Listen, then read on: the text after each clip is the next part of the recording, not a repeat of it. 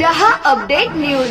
चाळीसगावात खळबळ, गुन्हा दाखल। चाळीसगावच्या कंपनीची 30 लाखांहून अधिक रकमेची फसवणूक। खामगाव येथील तिघांविरुद्ध गुन्हा दाखल। मका, कांदा व कडधान्याचा माल घेऊन त्याचे पैसे न देता चाळीसगाव येथील कंपनीची तब्बल 30,55,480 रुपयांची फसवणूक केल्याप्रकरणी खामगाव येथील तिघांविरुद्ध चाळीसगाव शहर पोलीस ठाण्यात गुन्हा दाखल करण्यात आलाय। या प्रकरणात सुनील रमेशचंद्र केडिया, ललित केडिया व अनिता केडिया राहणार केडिया भवन, अकोला रोड, खामगाव, जिल्हा बुलढाणा अशी आरोपींची नावे आहेत। चाळीसगाव येथील वराही फार्म्स ही कंपनी मका, कांदा व कडधान्याची खरेदी करून त्यावर प्रक्रिया करत बाजारात विक्री करते। खामगाव येथील SS ट्रेडर्सचे मालक सुनील केडिया व प्रसाद कन्हा सिंग यांनी कंपनीकडून शेतीमाल खरेदी करून माल पोहोचताच पैसे अदा करण्यात येतील असं आश्वासन दिले होते। त्यानुसार 7 नोव्हेंबर 2024 पासून दररोज सुमारे 29,300 किलो मका ट्रकद्वारे खामगाव येथे पाठवण्यात आला।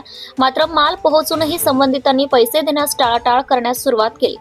इतकेच नव्हे तर पैसे मागितल्यास गुन्हा दाखल करण्याची धमकी दिल्याचा आरोपही करण्यात आलाय। अनेक वेळा पाठपुरावा करूनही रक्कम न मिळाल्याने वराही फार्म्सचे संचालक योगेश अग्रवाल यांनी चाळीसगाव शहर पोलीस ठाण्यात फिर्याद दिली। त्यावरून तीनही आरोपींविरुद्ध फसवणुकीचा गुन्हा दाखल करण्यात आलाय। या घटनेमुळे चाळीसगाव तालुक्यात खळबळ उडाली असून शेतकरी व व्यापाऱ्यांनी व्यवहार करताना रोखीने तसेच विश्वासू व्यक्तींशीच व्यवहार करावेत असे आवाहन पोलिसांनी केले आहे। Bureau report Murad Patel. Subscribe now and press the bell icon. Never miss an update.